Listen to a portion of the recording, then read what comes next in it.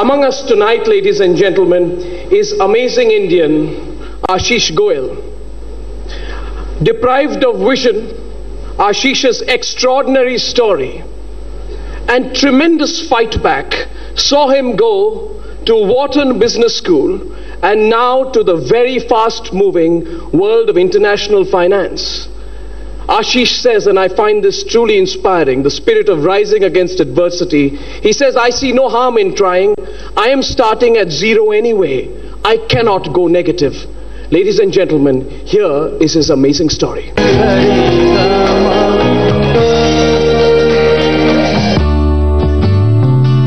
Like most people his age, Mumbai-born Ashish Goyal loves sports, music and theatre.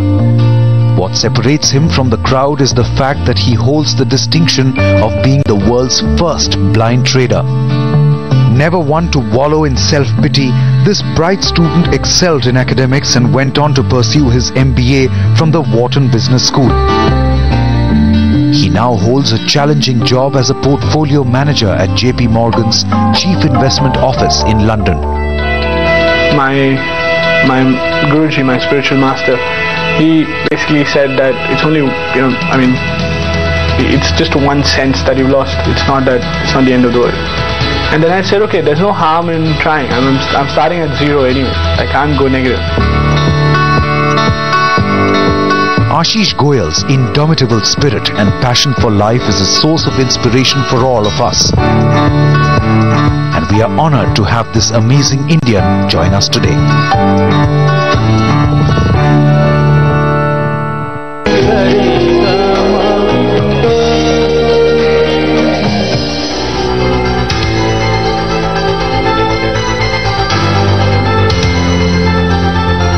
Good evening, ladies and gentlemen.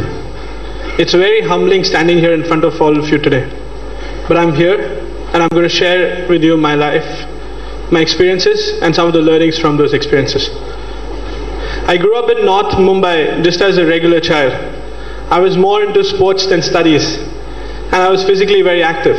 In fact, by the time I was 5, I was already swimming, cycling, horse riding and shooting.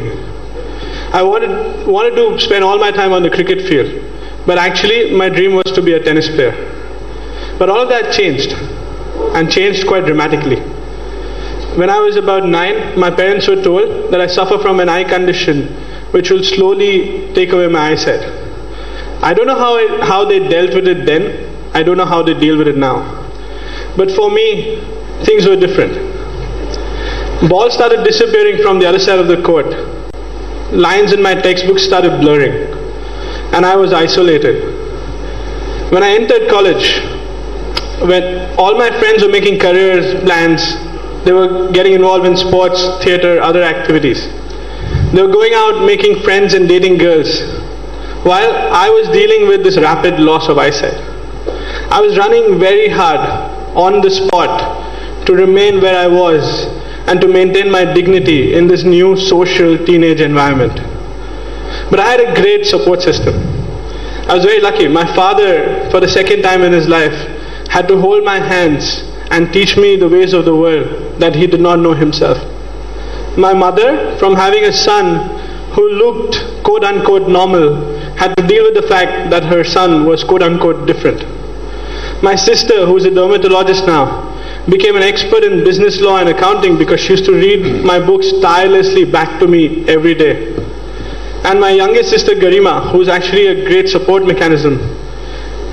I'll mention her specifically because she suffers from the same condition that I do.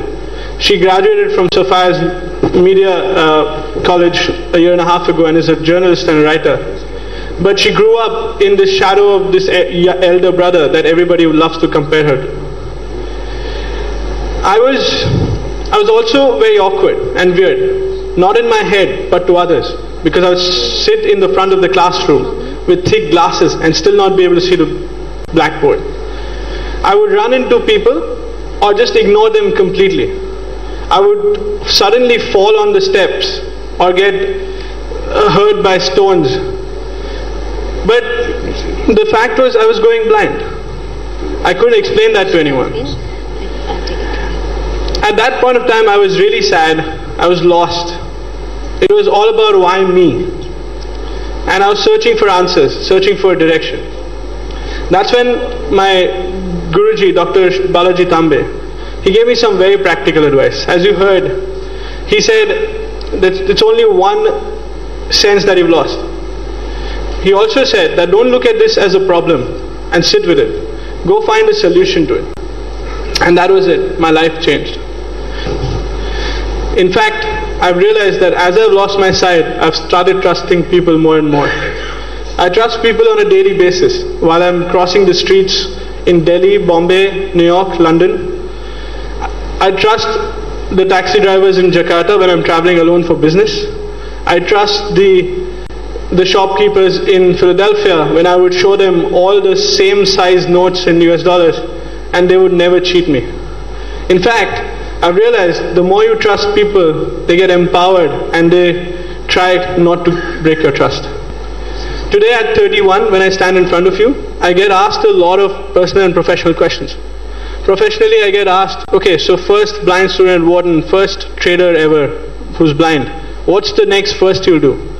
And I smile back and say, it's never about the first, it's all about living your life happily. Personally, I get asked, so you're 31, you're not married, when are you going to get settled down? And I say, well, I will when I find a girl who finds me just another regular guy with my own set of challenges.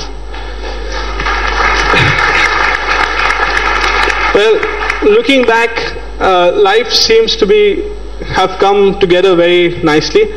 It seems like everything has fallen in place. But if you would ask me at 15, 20, 25 what my next 5 years would look like, I would have given you a completely different answer.